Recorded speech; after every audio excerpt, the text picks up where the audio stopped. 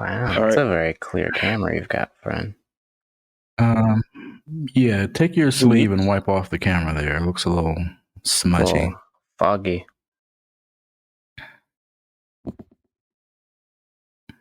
Hmm.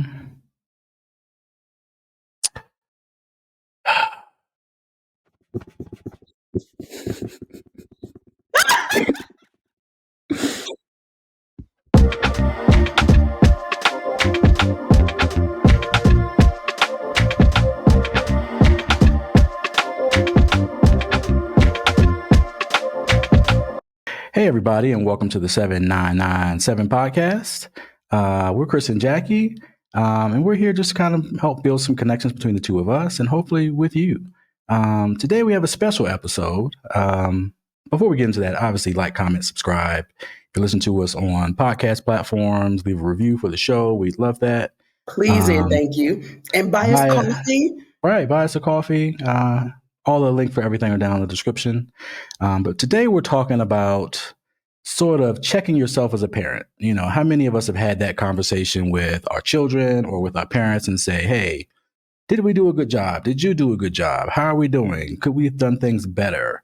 And, you know, looking at it from my perspective, I feel like we've done a decent enough job. I mean, our two children are here with us today. If you're listening, you may not be able to see that, but if you're on YouTube, you can see everyone here.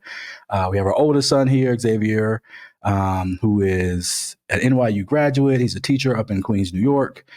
We have our youngest son, Miles, who is an amazing artist and drummer, works for a hospital system in the cafeteria, in the kitchen. Yep.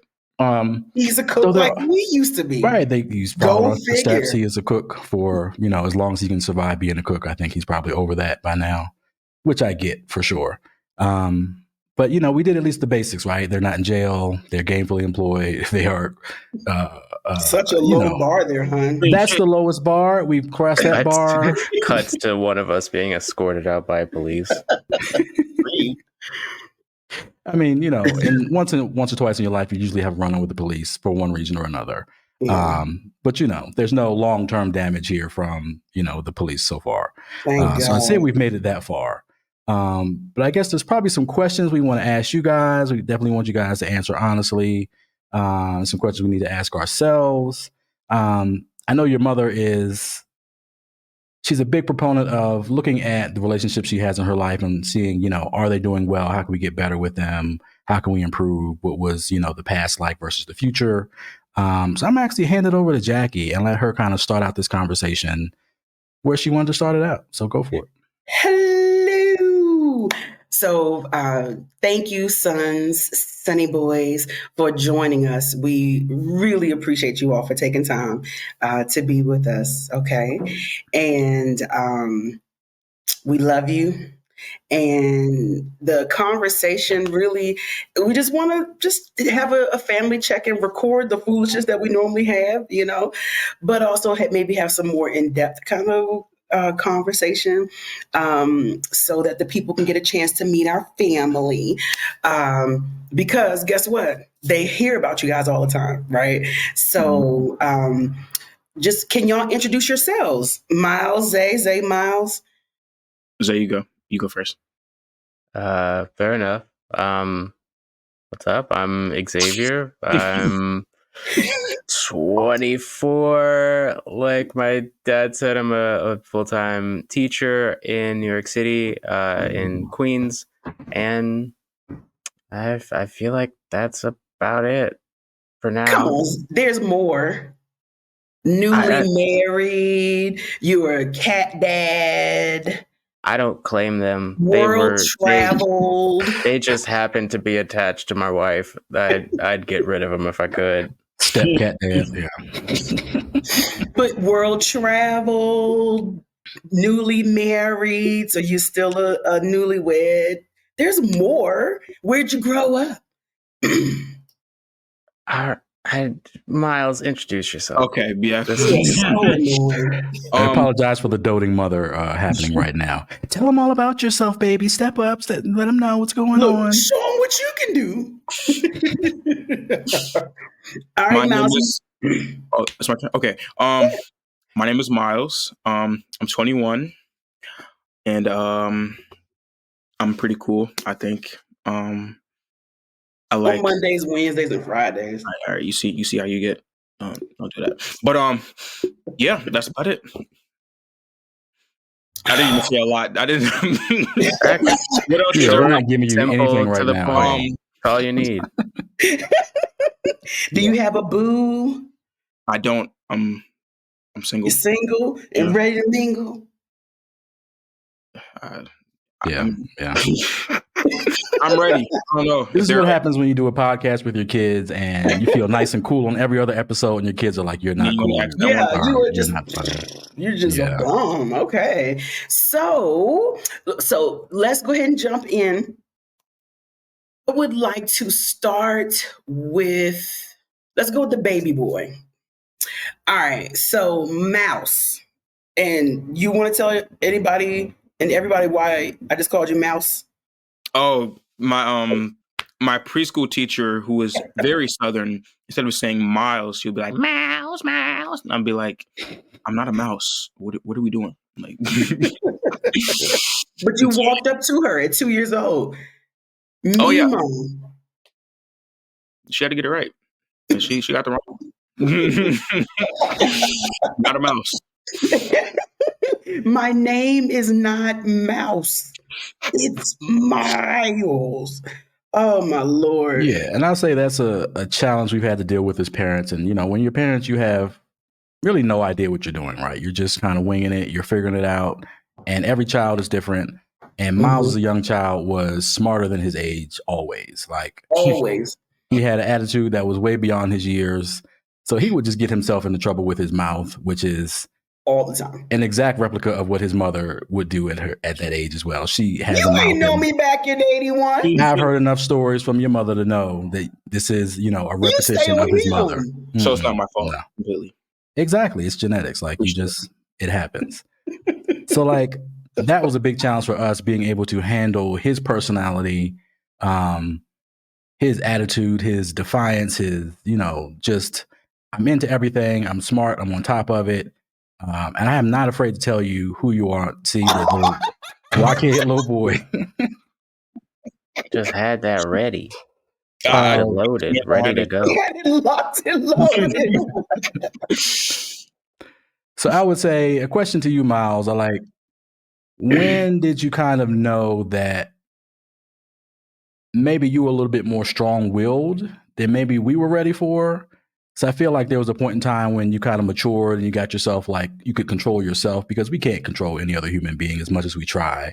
But was there like a time for you when you matured enough to say, hey, I got to kind of get my space right. I got to get my head right. I can't necessarily be jumping down everybody's throat whenever I feel like it. Like, was there any point in your life where you felt like you matured to a point where you felt like, I have myself under control? Because I felt like we had no control over you, and everything we were trying to do to control you was really probably not as productive as we thought it could be. I feel like maybe middle school, I still had my problems then, but like I was more,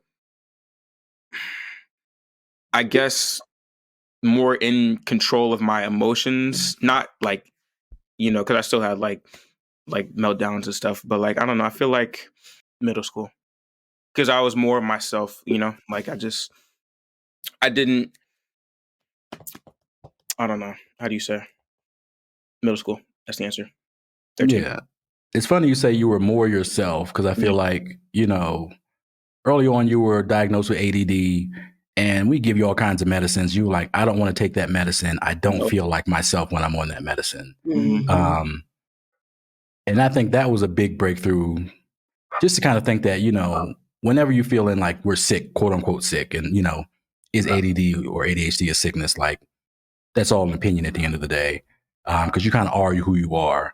And anything that you take that kind of takes you away from who you are can be difficult for anybody at any age to kind of take on.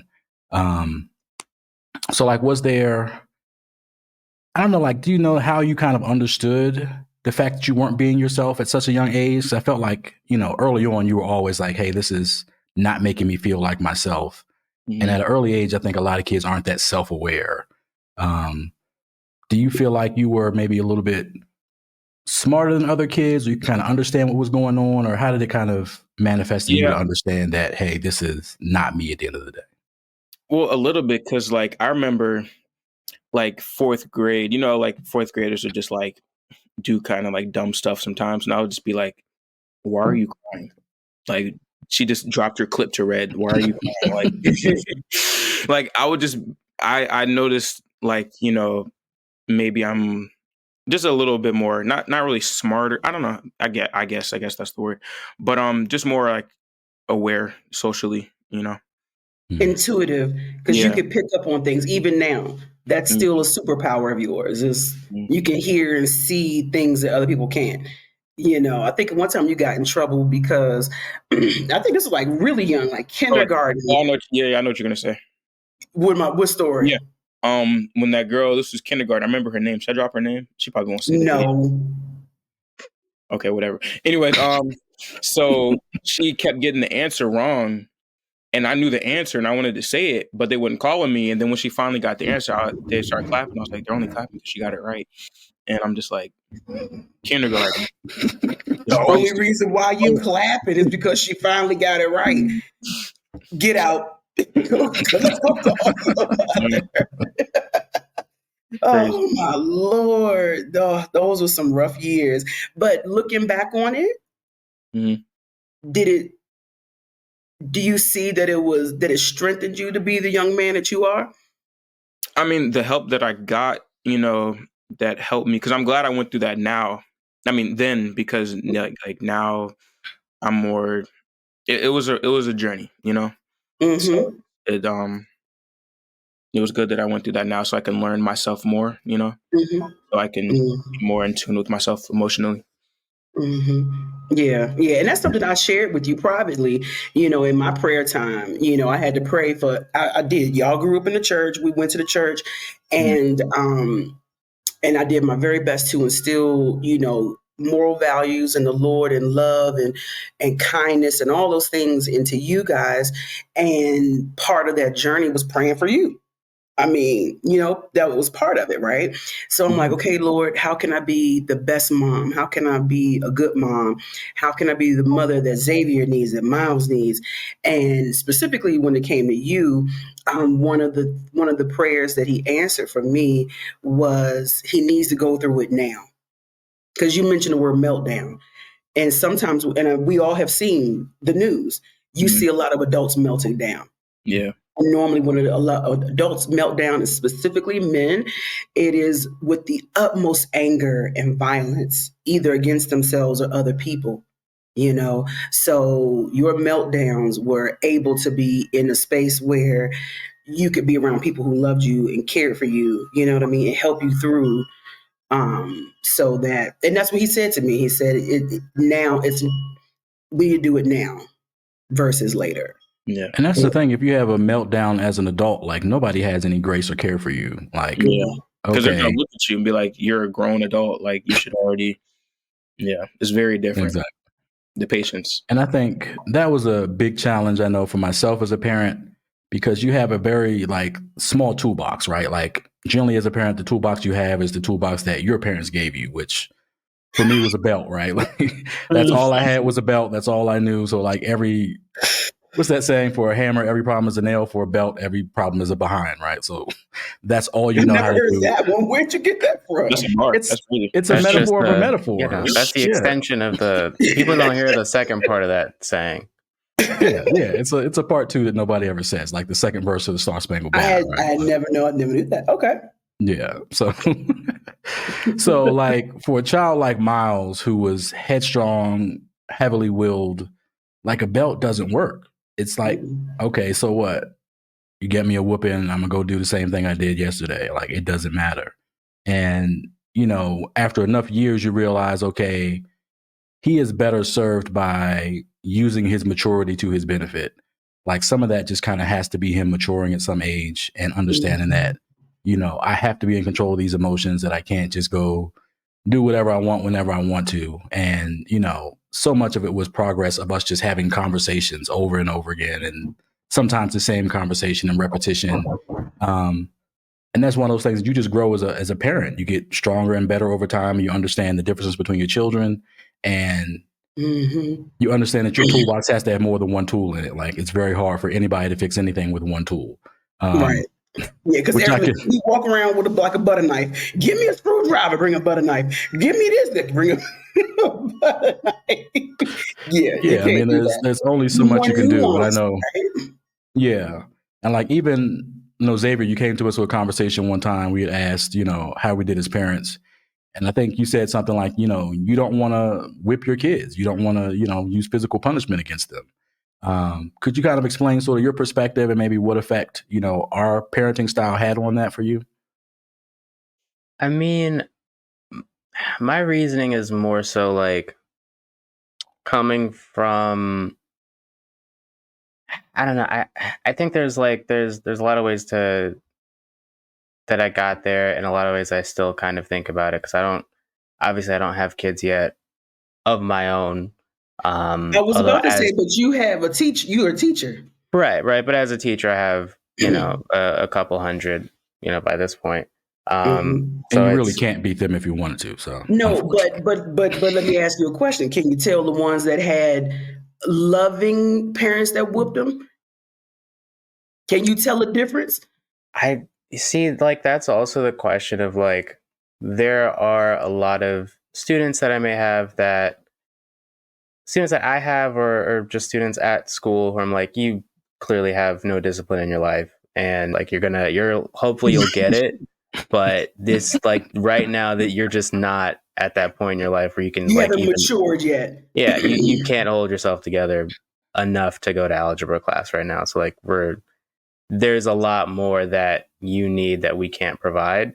And at least for a lot of the teachers, because most of the, I mean, the youngest teacher at my school is like 1 year younger than I am. So for most of us, it was like most of us got hit as kids, and we're like, well, if I had skipped algebra class that much, I would have been murdered. So maybe that's the key. Maybe that's what they're missing. Like, maybe they're just not getting hit. But also, like, that's a thing that we assume, Right, that's true. like, but we don't know. And especially in New York City, where most of my students are immigrants or children of immigrants, like, it's pretty popular parenting style worldwide, so it's like, maybe a lot of these kids did get hit and they're still acting out. So, like, that's not really the most important variable in the equation. So I think, like, coming at it from that angle, and like learning about and studying child development, and just like, there's really no evidence or research that says, like, that helps anybody at the end of the day. That a lot of the answers that you come to at the end, where it's like, well, I was hit and I turned out okay, and people kind of take that as like, I was hit, therefore I turned out fine, instead of I turned out fine in spite of being hit. Which, I it's at this point, I just I don't see it. I guess, like, maybe the closest thing that I can imagine right now is just like, if I have an older kid, like a teenager, and they're just like wilding out. So, like, at a certain point, you're like, all right, man, let's throw on the boxing gloves. You my height, let's go. Like, if it's that bad, like, I guess we can, if that's how we need to resolve this, because, like, I think also part of being a parent and being a teacher of someone, right, is like, your part of your job is teach someone how to be, right. And there are problems in the world that you just have to fight out.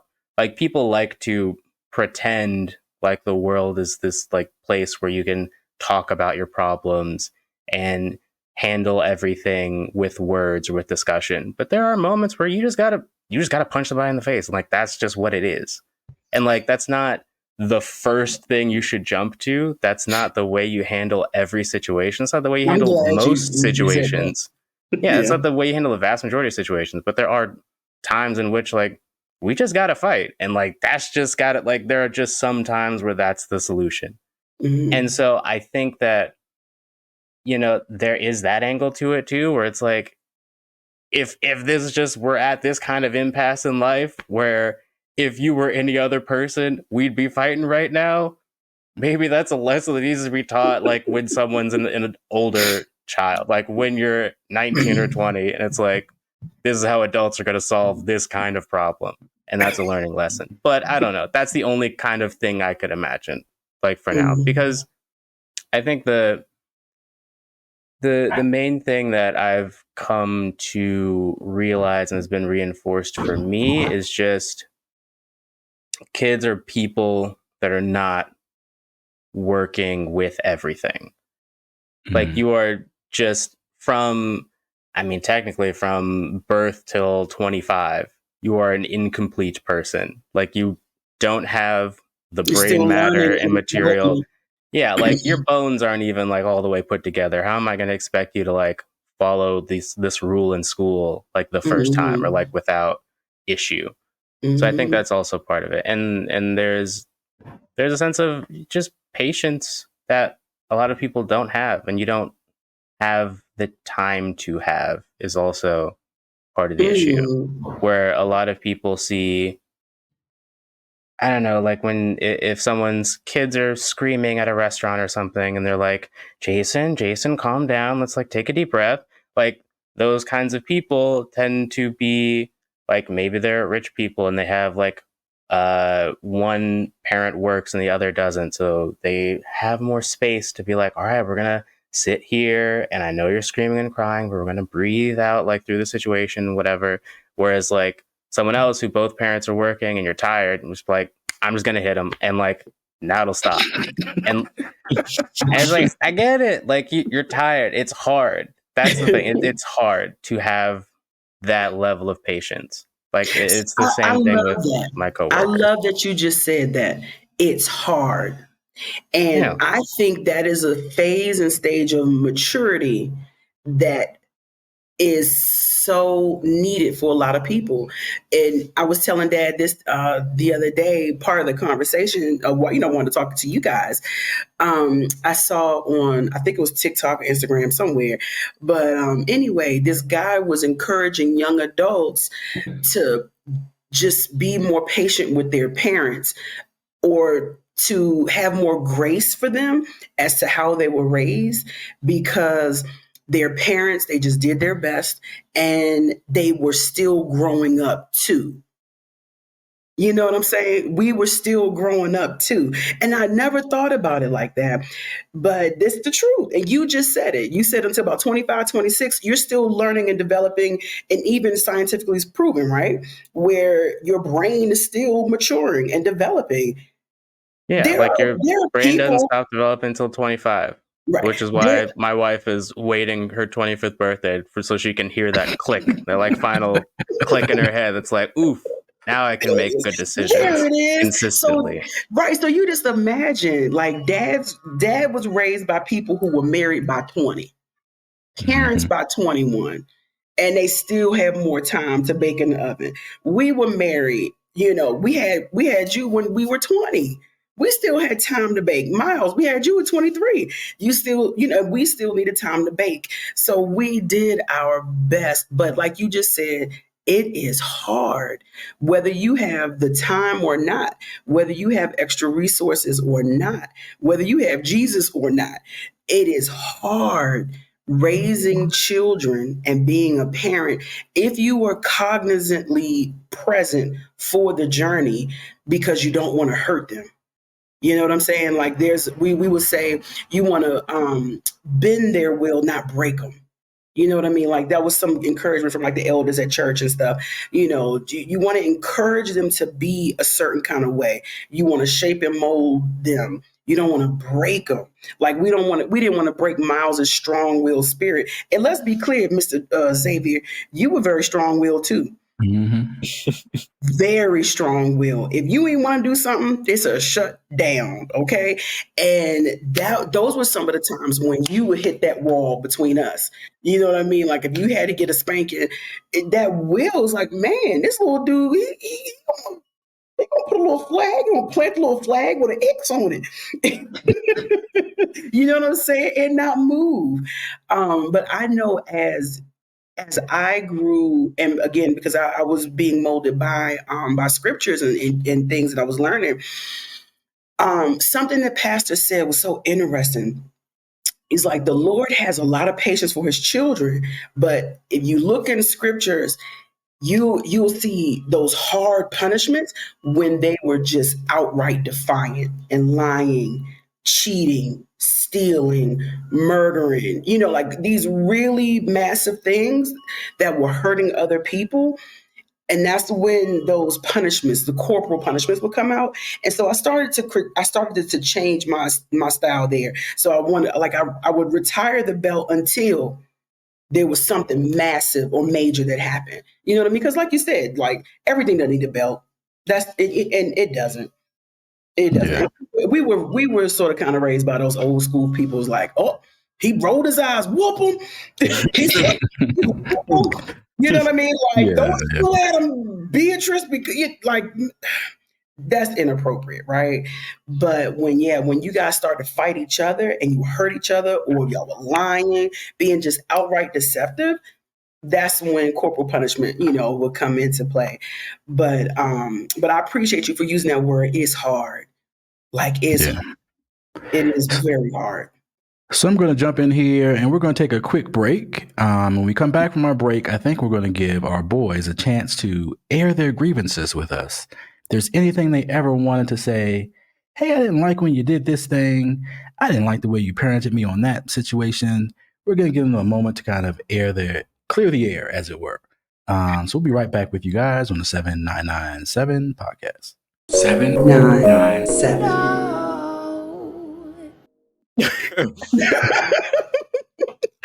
And we are back from break, 7997 podcast. And I have a question for the boys. To me, it's kind of mimicking kind of what Draymond Green and Klay Thompson went through recently on Draymond Green's podcast, where Draymond asked Klay, like, what do you think about me kicking and punching people and getting kicked out of the game all the time? Right. Like, he wanted sort of that hard answer of how do you actually feel about my behavior? How do you really feel, right? Yeah. Right. So, like, I guess my question is, whichever of you wants to jump in first, looking back on sort of our parenting style, on the way we grew up, are there some things that you had issues with, grievances, things that you wish were different, things that you wish you had more of or less of?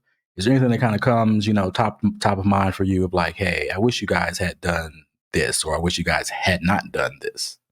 But we will have time for good stuff too, right? If it's good, if it's bad, we're in the moment. Let it happen. Okay. All right. We can always cut it out later. It's fine. Yeah, we can edit it out We later. No, We can make ourselves look really good at the end. It's fine. Don't worry about it. Dang. I can probably generate an AI Xavier and AI Miles, and they'll say all the things we want them to say. We'll have them little puppets on the side. It's fine. Disgusting. Okay. Oh, Honest feedback for real, guys. that's such a broad question. Miles, does something come to mind off top? Whenever I would get in trouble at school, y'all would always take the teacher side most of the time and not really look at it from my point of view. And it kind of make me feel kind of voiceless. I mean, if you're a kid, you're not really going to believe them, but I don't know. I feel like at times, I was right. I will That's say in response to strange. that is I feel like I was raised that same way too. And I think a lot of people, at least in the Black community, are, kids are there to be seen and not heard. Your voice does not matter. And I will believe an adult over you. Which in, some situations is fine, and some situations is very, very wrong. So I do apologize for that, for not, understanding your viewpoint as a child and understanding, because you were smart beyond your age. There were things that you probably understood that I didn't even think you understood at that point. So for sure, like, I think that's probably a lesson to a lot of people of like, hey, even though you're young, maybe even though you haven't been fully baked yet, like, you still have a perspective and you have things to share. And to at least, listen and take into account exactly what your viewpoint is, for sure. Is a big one. Yeah. I think it needs to be a a more holistic kind of situation, because I will say I haven't experienced this much myself, mostly because just the way that New York City schools operate, but that's a different conversation. But at least a lot of things that I hear about and read about from other teachers is that nowadays it is completely opposite of teachers might call Mm, home and say something and like, hey, your kid was just smoking weed in the bathroom or whatever. And the parents like, no, mhm, my kid doesn't do that. You're like, mhm, you're lying. Just on that kind of level of like mhm. whatever the issue might be, and parents just immediately taking the kid's side and not considering the word of an adult or someone who's legally required to report certain kinds of things. Yeah. So I will say that like it seems, at least on like a cultural level, like that started to shift, and that I would assume is probably related to Miles's experience of like, I'm sure a lot of people felt that way, that like whenever they got in trouble at school and they told their parents about it or they tried to explain their side, they were never heard. So when they end up having kids nowadays, like within the last few years, like they immediately are like, oh no, I remember what it was like to be in that situation, so I'm going to take my kid's side immediately. When Mhm. like, I think that that's always a difficult thing to handle. And whenever you try to like solve a problem between, I think that's what, like, people don't have mediating skills, I think is an issue Mhm. of like when Yeah. you're trying to, because it's really an interpersonal problem, and Mhm. that kind of thing is colored by people's experience and all of that. So you kind of have to, Age, right? yeah, you have to do more detective work, and you have to Yeah. hear the story on both sides and talk to everyone involved. So, I'll Mhm. say everyone should cut themselves some slack on that one. It's difficult even Yeah, for and I most people think now. like I never took that perspective because I was the quote unquote good kid and my brother was the bad kid for the most part. You know, he was the black sheep and I was the one who never got in trouble. But I just didn't get caught, right? Like I didn't do as much as my brother did for sure. But like That one. I knew that there would be something that I wouldn't know about that you guys would did. Like when John showed the documentary he did and like Xavier's tagging under the bridge, like I wasn't surprised by that. But your mother is like, "Oh my God, not I my Zay!" clutch my pearls. Like of course he did something that we didn't know about. Like of course he's a human being. Like we all have, you know, whatever we did under the guise of night at the end of the day. But like I would never automatically take the kid side, just because I know human beings get into stuff and get away with it all the time. So they said, "Oh, you were, you know, smoking behind the school." I would tend to believe them because hey, you're probably trying to get away with something somewhere, even if it wasn't actually smoking behind the school. Um, so that Oh, so wouldn't you necessarily. wait a minute. So you would take the stance of, well, you may be innocent now, but something you're guilty for, you got away with. There's probably something, right? There's probably something I missed somewhere that you got away with, i.e., tagging under the bridge. Which you know, if I knew you were tagging under the bridge, I probably wouldn't care anyway. You know, Oh hip hop life, Lord. whatever. Oh Um, Lord. It is one of the four pillars or the whatever. four pillars of hip hop. Like you should be tagging something somewhere. Like when I was in high school, I had my fat marker in my pocket, and I would tag every bus stop I was at. I had my little dumb tag on it, and it was ugly and it didn't look good, but you just did it because that was hip hop or whatever. Oh my But Lord. yeah. What about you, Xavier? Anything in particular that kind of stands out to you that was good, not great, either way? I don't know. I mean, I think that maybe the thing that always stands out to me, and I'm sure that like many people have this experience of like getting a different person, or your parents being different people to everyone else. I Hmm. think it was one thing of like whenever I would talk to my friends at school, and it would be, all the time of like, hey, we're gonna go like see this movie um on Saturday. It's like let's all go. And I'd be like, well, I definitely can't do that because my mom won't let me watch a movie within that genre or something. And like, and that was like a constant thing of like, oh, we're having a Halloween party and, you know, we're all hanging out, like nothing illicit going on, but it's like, oh no, we don't celebrate Halloween. Like so like just talking about those kinds of things, you would get the perspective of, oh, your mom's like some strict, weird, like Catholic lady that like locks you in a closet when you come home every day on some like That Harry is Potter something. level situation. And then like when my friends would meet you guys, it it was like, oh no, your mom's so nice. Like, what are you talking? Like, why are you like da da da? It's like, well, like, yeah, but also I Wait, then have to I'm get not. the songs that I listen to like pre-approved. Like you don't like we have different experiences, and I think that was that was one thing that would constantly come up of like the gripes that I have with my parents are not the gripes that other people are ever going to see, and that Yes. makes me feel like a crazy person. It's like just me and Miles, like we're the only ones that know. Even to this day, I will tell people I've never gone trick or treating in my life, and they will look at me like I just said the most craziest thing ever. I'm like, Mhm. I don't know what Right. to tell you, man. Like I got candy every other day, just like, but I just never, said trick or treat. I don't know. That one time I almost went trick or treating. I was so close. Like we got by with the fall party. Didn't say Halloween party, it's like fall party. Oh, okay.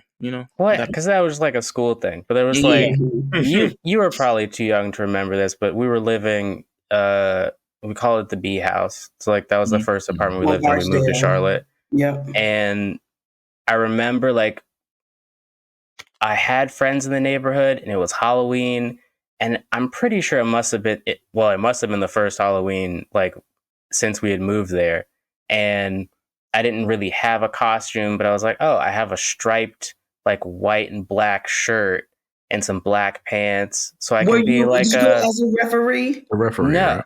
no, it No. was like a A cartoon jailbird? criminal, like Oh, a okay. Jail. cartoon criminal, like old Huh. timey, just black and white stripes, whatever. And Okay. I was like, oh, okay, cool, I can put that together. And like I had that in a bag, and I went to the door, and you were like, oh, where are you going? And I was like, oh, I'm gonna go trick or treating. Like I had the door open, like my friends were outside. I was like, oh, I'm gonna go The trick or squad's treating. waiting. Yeah, as children And do, you I've were heard. 5 years old. Well, yeah, I mean, like we were allowed to play outside and Yeah.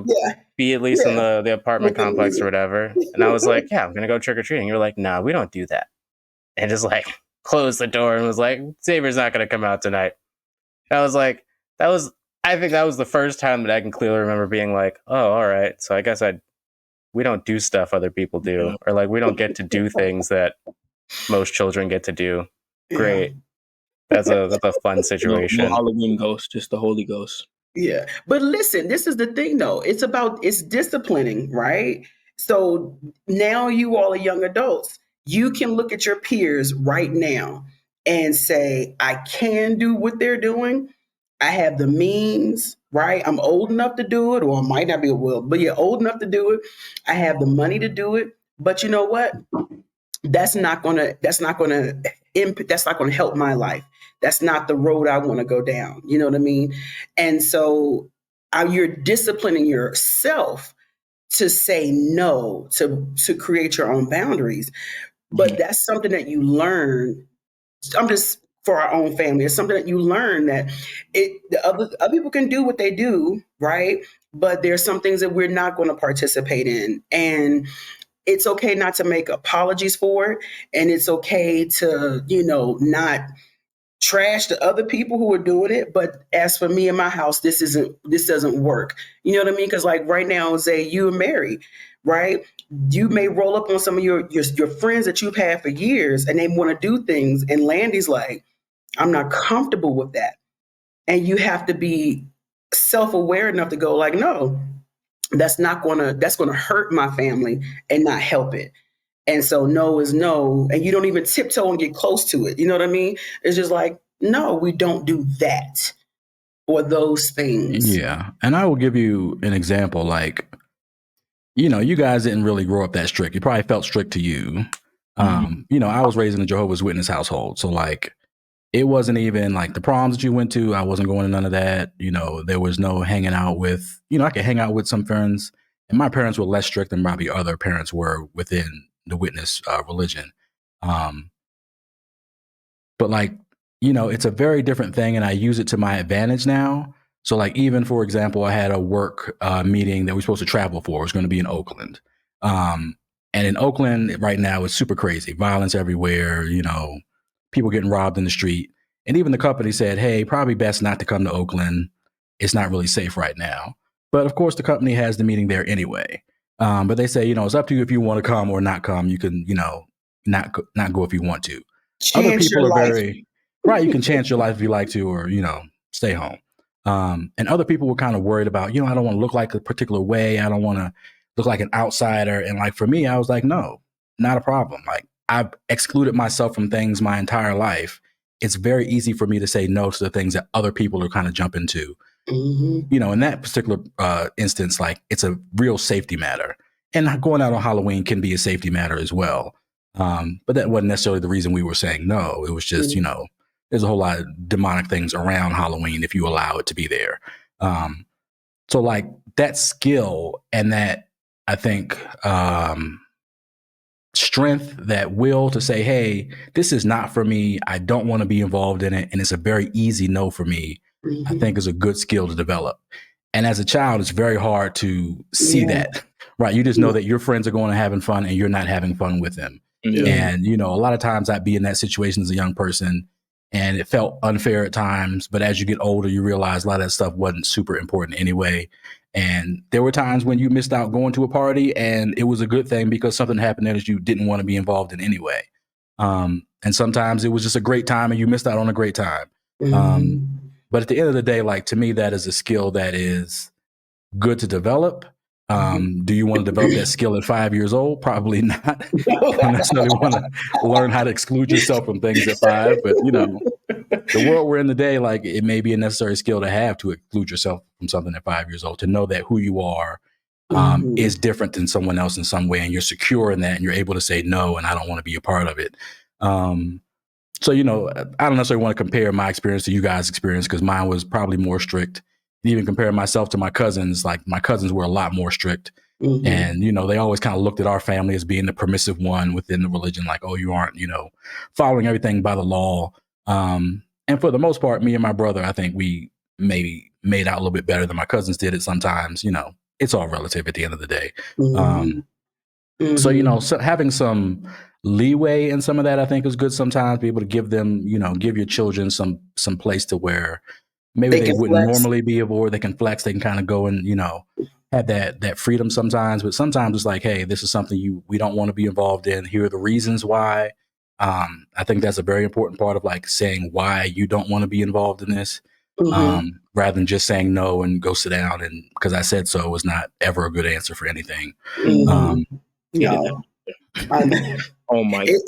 We may have said it a time or two, but I think as y'all got older, we started to get more teaching and explaining, not in a way really to honestly teach you, not to appease you. You know what I mean? Because that can, I know that used to bug me a little bit. It's like, okay, are you asking a question to learn, or are you asking a question to try and get your way? Like, are you trying to manipulate me, you little short person?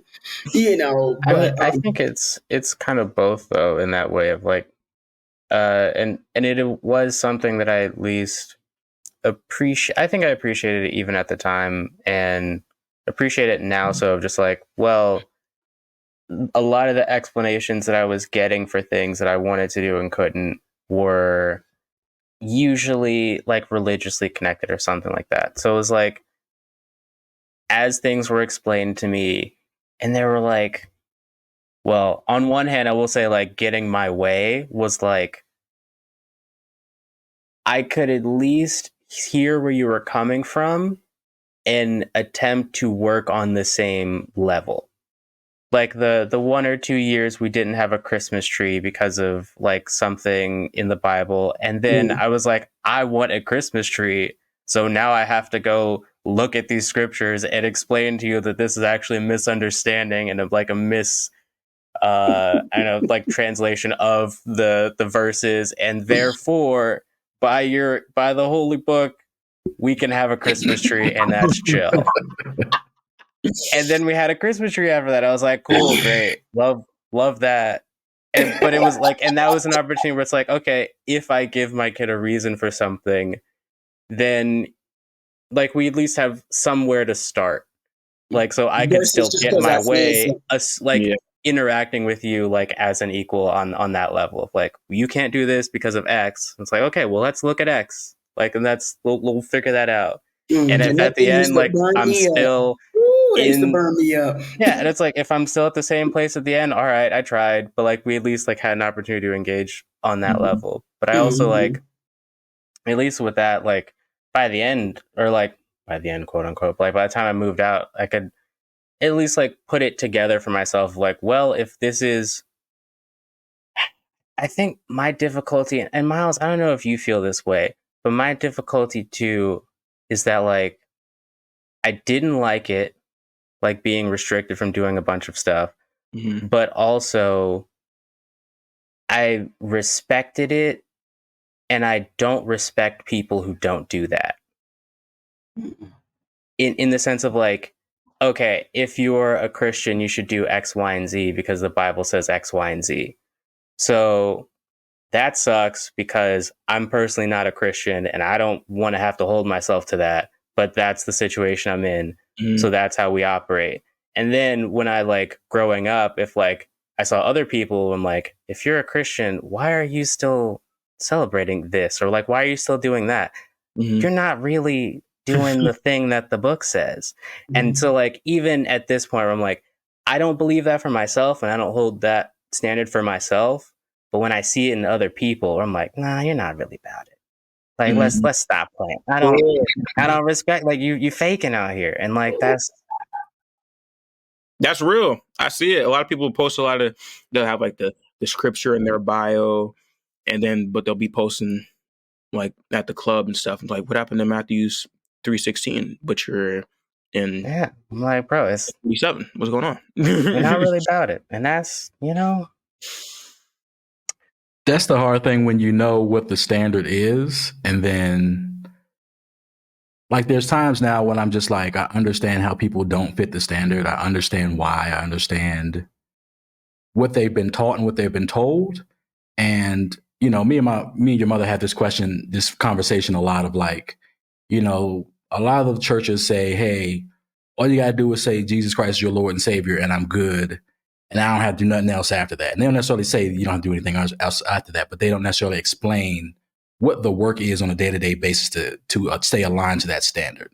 They just say if you've done the first part, and a lot of people just take it to heart and say, hey, I went up there, I was at the front of the church, and I accepted Jesus, my Lord and Savior, and I'm gonna go to the club tomorrow night and have fun. And I'm good because I've accepted Jesus. And it's like, it doesn't work that way. Like there is more work to do. There is a standard that you have to live up to every day, in and out, and you have to be accountable for. And there's going to be times where you're going to slip and you're not going to meet that standard, but you also have forgiveness as well with that. So like I can look at other people and see that they're not in line with the standard and not necessarily have to be heavy on the judgment. Here's my little bit of judgment for you. I don't necessarily make it a big deal out of it. But something here isn't right and you're out of alignment. right. But it's also it's a respect thing of just like, and also to your point of being able to separate yourself from something. It's like, I understand what it takes to be this kind of person, and I don't want to be that kind of person, so I won't associate myself with that. But then you can like, you see that in other people, and that makes relationships weird. That alters your perception of people, definitely. I mean, I've had like, even always at work, it was always the thing, like even from working at like Chipotle when I was in high school, like, and through the various other jobs that I've had, of like having a manager look over your shoulder and like paying attention to the small things you're doing. And I'm like, I'm not changing what I'm doing. Like, if you're going to fire me, you're going to fire me. And like, if I'm doing a bad job, it would be evident I'm doing a bad job. But so like, I'm not going to like really shift and shake like the whole thing of what I'm doing just because someone's like looking over my shoulder and watching me. And they'll have notes later, and like we'll improve on stuff, and we'll work through it. But it's like you can just like I appreciate that I can at least grew up with that model and mindset of like I'm just going to if I have an understanding of like the standards and like an understanding of who I am, then I can operate the way that I want to and like and be okay with that. So like if I wanted to, I mean, there was a point at one time where like I think the last time I got a whooping where like I didn't really react to it, and mom was like, like you're too old for me to whoop you. Next time you just gonna have to move out. I was like, you know what? That's reasonable. I'm like, at a certain point, it's like, and that's the kind of like, I don't know, the way that Black people maybe say that like you can do what you want to do. Where it's like, I accept you like for doing whatever you want to do, but like you just can't do it here. And that's, that's I at least appreciate it. Mm-hmm. Yeah, I want to say something too, Bay, because you had mentioned us going to your job having the meeting out in California, and guess, ladies and gentlemen, who sends us a newspaper article telling us and warning us about the safety? Mr. Xavier, do you remember that? You texted us an article. All right, you should calm down on the claim that I'm sending people newspaper articles. I sent you a link to a YouTube video. All right. No, you literally cut it out the paper and you stuck it in an envelope Yes, and stuck you it in the mail and mail like, it out. What is I this? got a glue stick. We're just spreading lies. No, okay, I apologize. Misinformation. Let me restate it since we have to be so. I mean, like, yeah, and that is the kind of thing where it's like, if you weigh your options, you're like, maybe I'll get ahead in my job if I go here, but also maybe I get my car broken into and I get my suitcases stolen. I don't know if I really need that. Yeah, we don't need that. I don't know if I needed the little raise like that. Right. But my point in saying that is you had an opportunity to help share information that we needed to know, because we didn't know it was that bad. Like, we did not know. You know what I'm saying? And so as a parent, we know how bad some things are. And so those rules, regulations, suggestions, wherever you are in your developmental stage of life is, if it's a no, it's because we've seen that there are some dangers out there and we want you to be safe.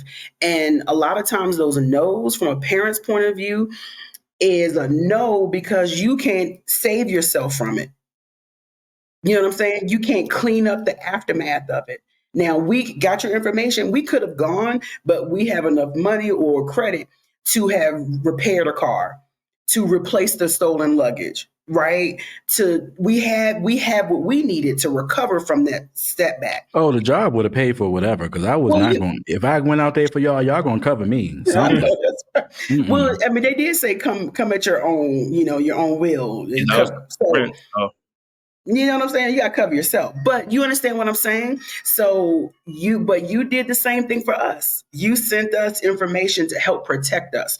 But you couldn't say, don't go, right? Because that wouldn't have been appropriate. But you share information to help keep us safe.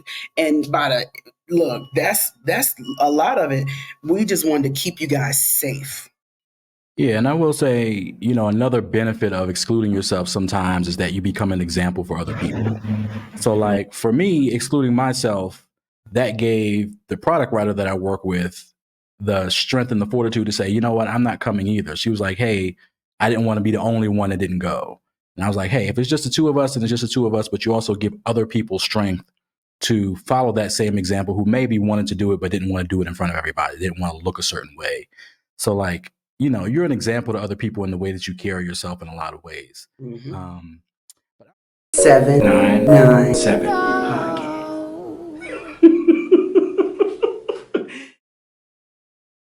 We've kind of heard some feedback from our boys. Like, what would be maybe one thing, if you had to do it over again, or a piece of advice you want to give to another parent, like what would you kind of say? What would be your advice to give to yourself or to someone else? Oh, wow. Okay. So I love the P word Xavier used earlier, patience. Hmm. Having patience. And I was talking to Lena Beans the other day as we were walking, y'all. Mommy went walking the other day. And we love you the same, right? But you have to parent differently because you have different people. Yeah. It's two different people or three different people who, however many children you have. So I just encourage patience, to get a chance to learn your children. And I know that's a luxury that a lot of people don't have, but it is, I promise, it won't be a waste of time. It won't be a waste of time because I know for a fact I raised you guys the way I wanted to be raised. You understand what I'm saying? Like, I wish I was raised the way I raised y'all. But the thing is, y'all didn't need what I needed, but I gave you what I wanted to have. You know what I mean? I think that makes sense. Also, like, you kind of you will inevitably like succeed and fail is also kind of the thing of like, if you raised us how you needed to be raised, well, we're like both got 50% of your DNA. So it's like, well, So at some the will very still, least it'll half work. You'll get halfway there to like something. So it's like, right. yeah, of course. You're gonna fall short, but as long as you feel like you did better than what you had, then you've succeeded.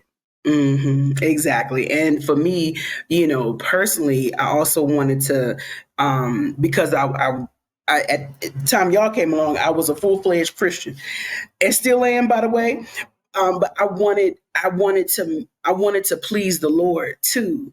So I always would tell you guys, I'm not raising you all to be, what's the term, baby daddies. I'm raising husbands. I didn't want you all to just be able to go here and there and abuse yourselves and other people. I want you to be fathers, husbands, Xavier, productive members of society. As one should be. As one should be, right? I wanted you all to be trustworthy members of your community, not people, especially raising Black men, right? In American society, I wanted you all to be trustworthy and they don't even have to know you, but they can pick up like, that's a nice young man. I can go ask him for help. Not run away in fear because there's a Black man coming my way. You know what I'm saying? And so I know I did my best, but for the advice for parents for sure is patience and get a chance to know your children, because what can help one can hurt the other. And I'll give a very small example, helping, helping, let's say, since y'all here, helping Miles too much, I think, hurt him, right? Miles is a hands-on kind of a person. So instead of me doing it and showing him, he needed me, now hindsight, looking back, he needed me to let the pieces go, back up. He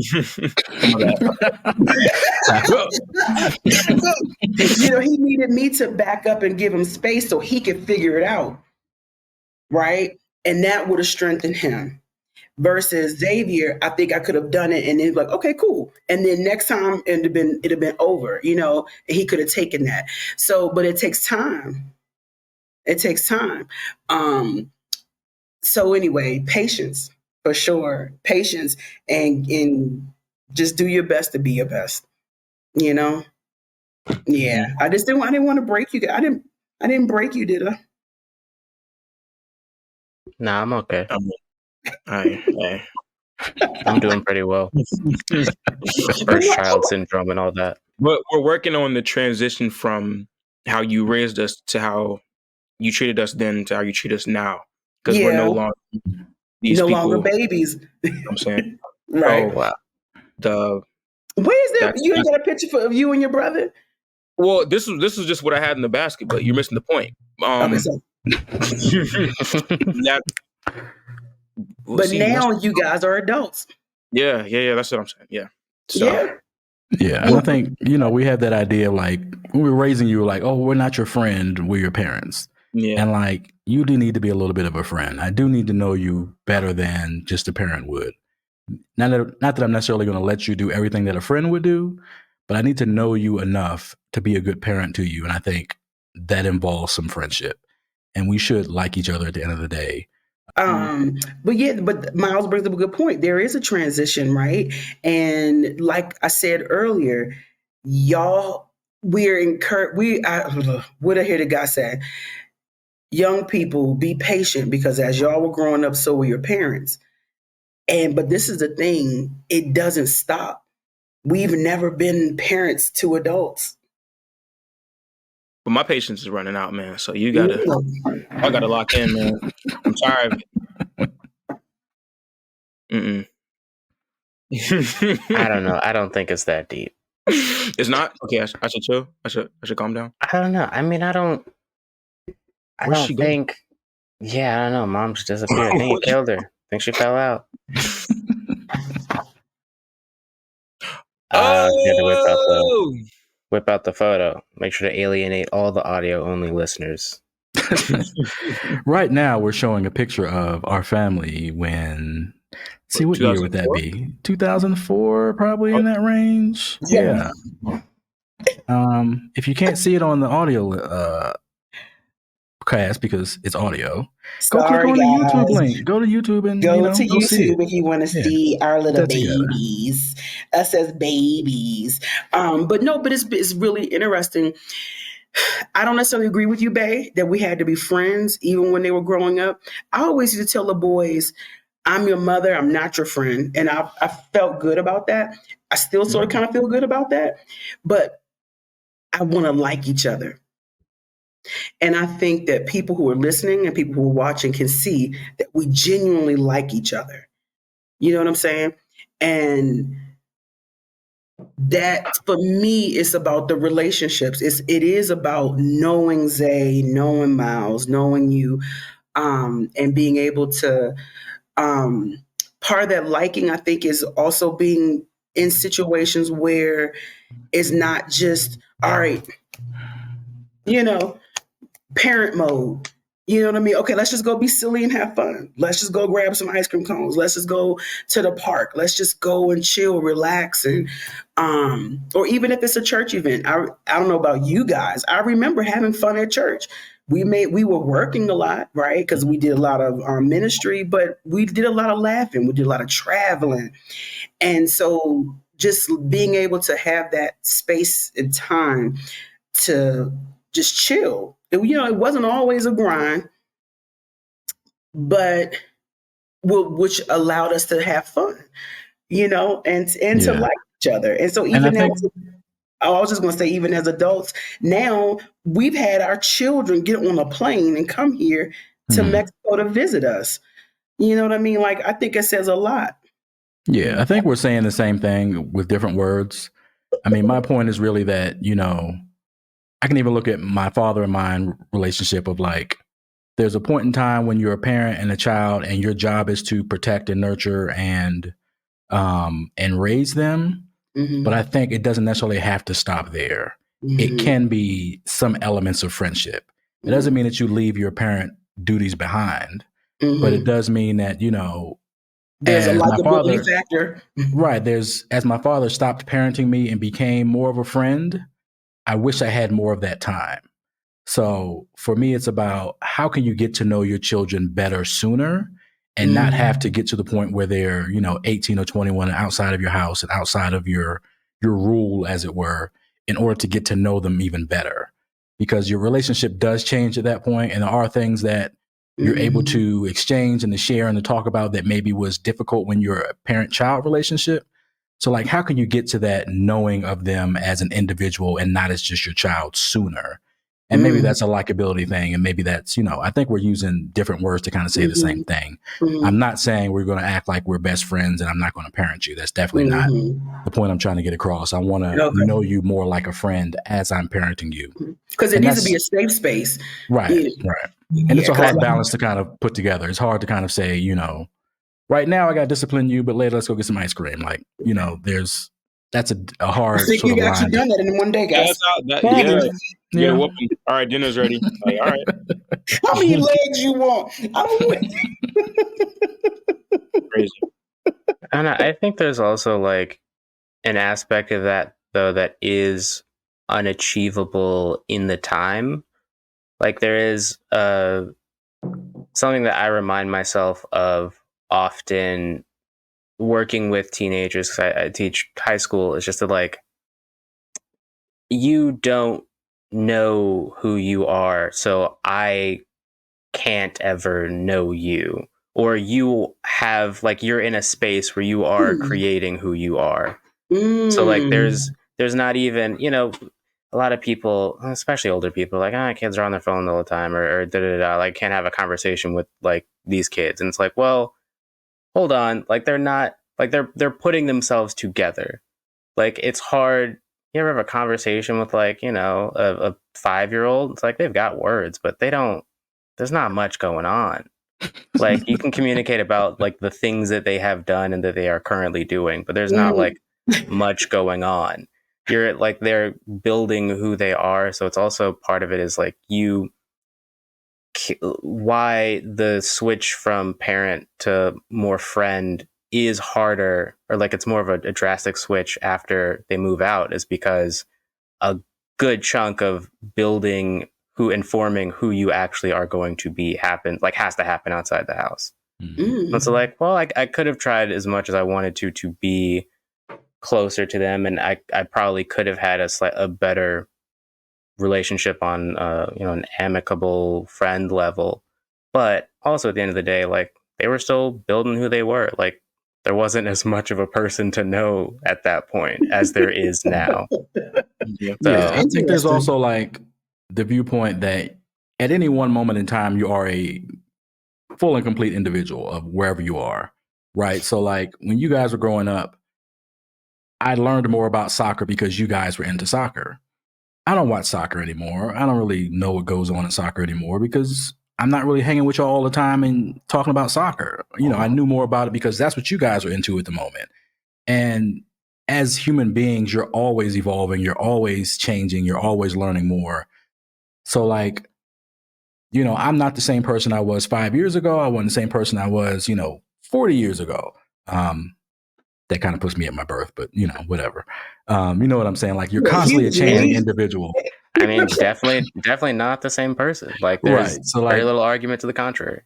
there's always a change happening, I think, in most individuals. And even this is one of the advice I give for, married couples is like, you're both going to be constantly changing. How do you make sure to hold on to each other? How do you make sure that if they're into something new, you kind of find out about that new thing so you can kind of talk about it? If there's something that's going on that you need to be involved in, you know about it because you're constantly kind of staying engaged and you're growing together. You're doing things that are together so that even though those things are changing, you're still in alignment in some way with kind of what's changing within them. So yes, you probably don't have as much to talk about as a teenager with, a 45-year-old. But there are things that I could go and learn in order to communicate with that teenager more, and things a teenager could go and learn to communicate with me more. So like, You know what, that though, ability babe? to get to a friend is about effort to some extent as well. Yeah, I was going to say though, I know with the boys, I would just share wherever they were in their age and stage of development. I would share what I was going through. Y'all remember that? Like especially when y'all were like middle schooly or whatever, and we talk about girls and guys and stuff. And I told them this, growing up was sort of weird because I grew up, I was always one of the chubbier kids, right? And so I would get teased by the boys. But then there was that summer of 1992 or 91, transitioning from that 12 to 13-year-old, I went from ew to ooh. You know what I mean? The things that boys would make fun of, it all of a sudden became attractive. And I told them I went from FAT to PHAT, and they cracked up laughing. But it's so sometimes the children don't know exactly what to communicate about, but I, as the adult, the parent, can remember what was going on during that time. You know what I mean? And a lot of things, it's social for kids. That's really all they have is that social piece or their family piece. So what's going on at home? I already knew that. What's going on at school? I don't know that. So how are things going, guys? Who are the girls you like, or who are the popular girls, or who are the popular guys? What's going on in your world, kind of a thing. You know what I mean? So I think that's what I try to do. Not necessarily being a friend, but making sure that they knew that I was on it. I knew some of the things that they were going through. And I also, this again is something I didn't have as a child. Grandma didn't talk to me about stuff like that. So I wanted to make sure I entreated you and letting you know that I get it. There are times when you cool with your friends, times when you're beefing with your friends, you got a crush, or somebody breaks your heart. You know what I mean? Or that transition of life where you're making fun of said girl on the playground, but then this year, said girl on the playground sort of cute. Like, it's so confusing. You know what I'm saying? It is. It's confusing. So I know I did that purposefully so that you could have a safe space, to come to. Because it is hard. And if it's okay, I want to go back. It's so funny. You guys talked about like the rules and things like that, the strictness. I read on the internets that part of Beyonce and Jay-Z's success in marriage as of late is because they have put boundaries and rules up. So if he has a female artist that he's working with, guess what? They're not to be alone together. When- Does that sound familiar? Oh no, Group like dating. I'm Y'all look, hated group dating. I'm not Oh, saying that there was anything necessarily wrong about having oh, rules and I know. regulations or I anything. But just thought I bro, would like, bring it There up. were many aspects of it that I think were too much. it's like But we didn't grow up in like a bullet flying, gang infested area. It's like we're going to South Park. Okay, Yeah, we want to which go. I said y'all could go, but you go as a I know, but man, Yeah, it wasn't necessarily about the environment being dangerous to you. It was about you being dangerous to yourself. So, like, your mother didn't want you alone in a space uh, because we've both been alone in spaces as young people and know what can happen. So, like, you're trying yeah, to no, intercept. I understand. Especially like at this point, where I'm like, yeah, no. If you have two people who had to drop out of college because they had a kid at 19/20, like, yeah, that's the perspective that you're going to come in with, and like the certain kind of ideals you're going to have. That makes sense. I don't blame anybody for that. That's all right. that's what I you had. lived. I got a wife. I'm over it. Like, who cares? And I think that's also part of growing up, is just like you understand the perspective. Yeah. And I No. think I could understand why there was such a difference between the two of you and like the things that we were allowed to like watch or something like that. We're like, yeah, because like of dad having a very restrictive upbringing of like, well, of course dad was the one that showed me how to play Yu-Gi-Oh! Like, yeah, that makes sense. He's like, man, of course, it's cool, it's fun. And I didn't have anything like near like this kind of freedom when I was a kid. So we're gonna have a good time. Like I understand where the differences in perspective come from. And I at least appreciate that like I could have that and look at it and see like what I want to take from that and what I don't. So on that's what I want to end with. If you have a top two or three, because I know when I talk to people about my parenting experience, I mention how I grew up traveling Mhm. my whole life, and my boys grew up traveling. From here to there, California, New York, Florida, Tennessee, Maryland, whatever. Let me say it right, Maryland. Um, Merlin. um, just being able to have like that's just one example. And the funny thing is, I didn't even do it on purpose. It was subconscious. It's summertime. We got a vacation. We got a couple of dollars. pack a bag, let's roll.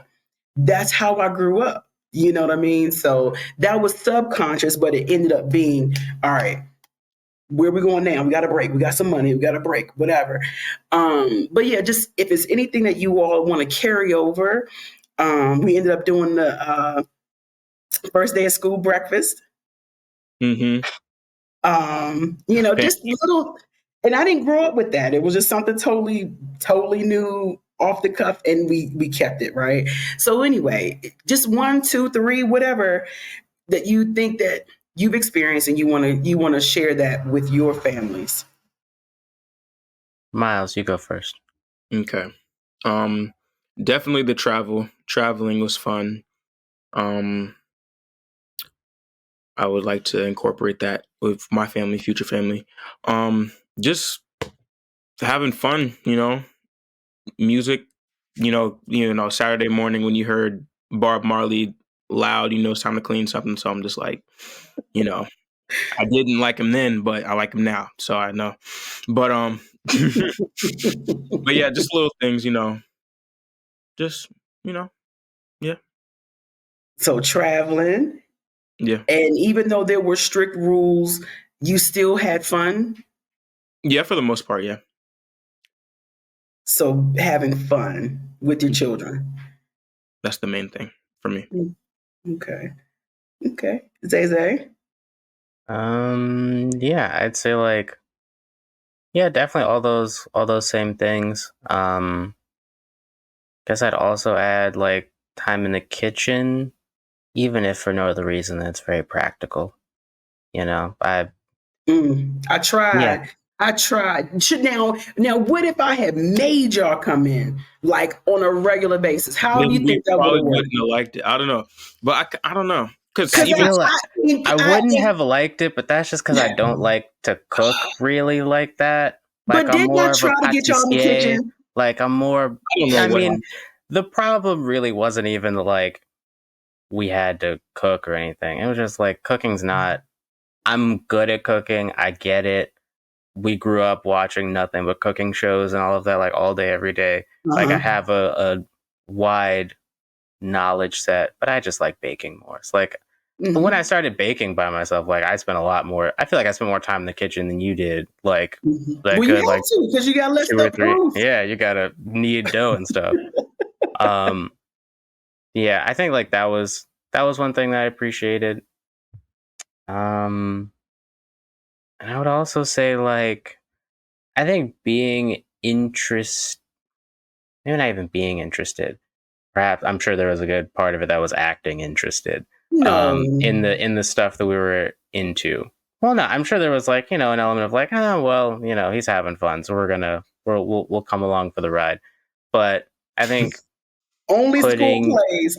Only school plays. I could have gone without the school plays. yeah. good thing we didn't. I don't remember. Ah, Hopefully, yeah. I don't remember doing many of those. That was not. yeah, I don't think I had a good time doing that either. that they sucked. But go ahead.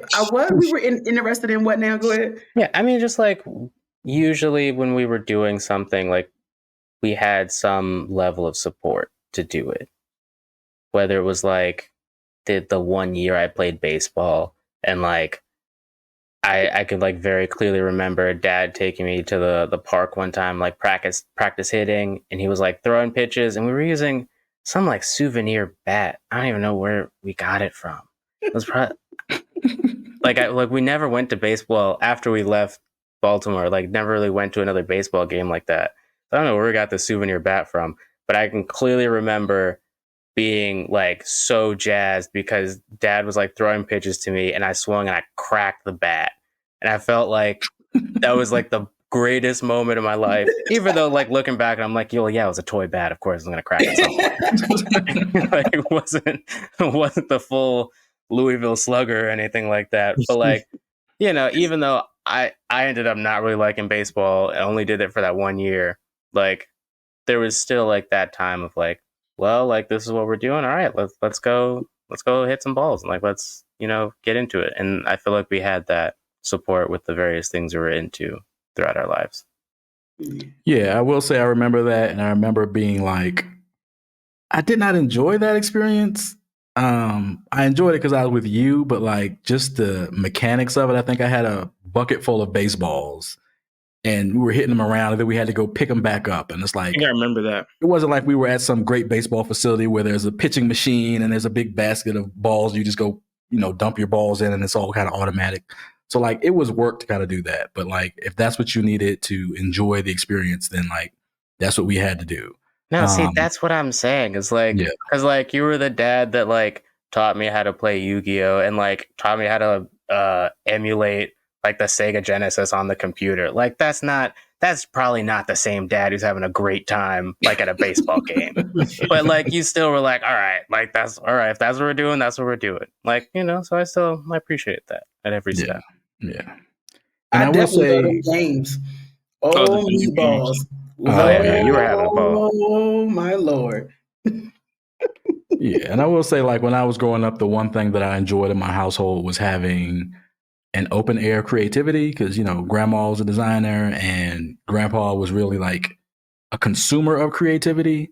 So like it was always enjoyable for me to like be in a household where I could see my mother absorbing creativity and using creativity and getting an output from it. And my father just like he would open up a world of quality to me that I didn't necessarily have anywhere else where like yeah, he liked fine clothes, he liked, luxury cars, but he would explain, okay, why is this thing luxury? Why is it better than the other thing? Why is it worth more money? And sometimes it's not worth more money. Sometimes it's just a label on there. But being able to kind of spot quality has been a skill that I've used my entire life, whether it's quality in people or quality in things. You can understand what makes the difference between something that's valuable and something that's not valuable. So that was a huge thing to me. So like, I didn't want to like be in a house where, dad make music and he does creative stuff, but it's in the closet and no one else can see it and no one else knows what's going on. I wanted it to be part of you guys, environment. And I can see Miles picking up on it and picking up the drums and having, my dad teach him how to play the drums was just phenomenal to me because I could never pick up that skill no matter how many times he tried to teach me. But Miles just picked it up like instantly. So, there's so many things that I think we try to give our kids the things that we don't have, but we need to be more, I think, conscious of giving the things that we did have. The things that we did have, like some of those things that we did have weren't necessarily the most luxurious or the greatest things. And we weren't necessarily spoiled at all times, but they help create us to be more better rounded individuals.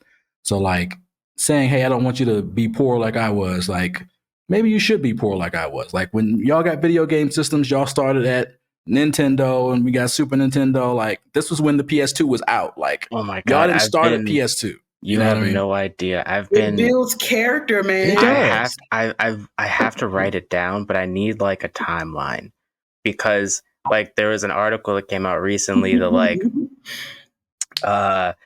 there's like 30% of people that own a PlayStation 5 like just play Call of Duty, or like 60% of all video games that are being played is just Fortnite. I was like, ah, man, dude, like when I get a kid, like maybe we just buy an SNES and like you get Mario on your birthday and like that's it. And then like when you get the second grade, all right, like now I'll get you the N64 and like we can go, like maybe I just have to like falsely build that into their life because there are certain kinds of things that you need, like just having a modern sensibility about it may not be the best way to jump in. But that's a side conversation. But it builds character. Right. It builds an appreciation of how far the technology and game design and just fun in general. Because there's stuff that's on Nintendo with 2 buttons and, a D-pad that's just as fun as playing, the most high res, lifelike video game in the world. So it's not just about, oh, this one looks better than this one, or everybody's playing it. Like, okay, what's actually genuinely good? What's actually genuinely fun to play at the end of the day? But I think we've gone on like for long enough tangents. I have a question. What other questions do you have, dear? Come on, let's go. Okay. Don't be rushing me, my baby. I mean, people are only going to listen for so long. I mean, you can hang up. If y'all listen to this and you've made it this far, if you've made it this far, leave a comment that says family in the comments. Like if you made it this far to, I don't know, what are we, hour 3 now? Oh, Miles is awesome. That's Miles is awesome. Miles is awesome. Miles is awesome. Leave that comment. Stacey's great. The thing that annoyed you the most growing up, can you see that you will probably repeat that? What do you mean? Repeat it. How? Whatever negative you have, and unmute yourself, say whatever negative, like right now, earlier we were talking about the things that annoyed you, growing up, right? Looking back. But now that you have been able to grow, mature, develop a little bit, well, actually a lot of it. You guys are you're really, really special young men, and other people see it as well. So it's not just us, right? But that thing that you didn't like, you see now where there is value in it, and you're going to carry it on. Even if you tweak it, right? You can tweak it a little bit, but I don't know. You like the thing that I didn't like that ended up being good for me in the long run? Is that what you're correct. saying? Yep. I don't really know, because things I didn't like then I kind of don't like now. So I don't know. It's kind of like the things that I was taught that was good stayed good till now. Like how you taught me to like open the door for people, for like pregnant people. Pregnant people, pregnant women, pregnant women, or people on crutches. Yeah. Like I still do that now. It's like it's Dads automatic. with babies. Yeah. Yeah. I'm I always remember that. And old people. helping with the door. It's just natural now because it was taught when I was at church and stuff. Mm-hmm. I'll say that like maybe the thing that I won't take it like verbatim, obviously, but I think the restrictions that I had with like the media that I engaged with, I think that I will carry that with me, but just in my own way. I think it's just like it's very clear, especially when you have like little toddlers who just watch like Coco Melon all day, and you're like, oh no, you're a feral child, like consuming garbage. Like I think that like even though the restrictions that we had were very much based in like religious practice, that's not the perspective I would come at it with. But I do think that there is a ton of value in just being aware of what your kids are consuming. What you're consuming, yeah. Healthy moderation. What you're Okay. That's good. That's good. My grandbabies have a chance. Won't he do it?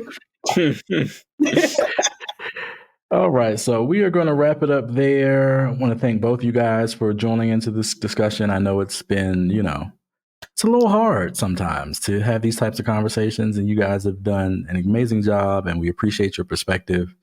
It just makes us better human beings at the end of the day, and hopefully, you'll be able to have these same conversations with your children when you have them, and be able to, maybe be a little bit better parents than we were, just, a couple notches Please above. be better than us. That's the goal. So we will see everyone next time.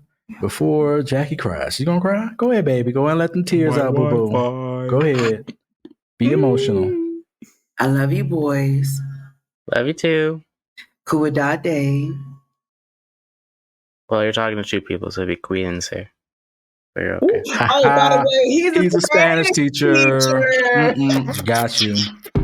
This is the 7997 podcast, your home for raw and honest conversation, featuring Chris and Jackie, with new episodes every Sunday, wherever you get your podcasts.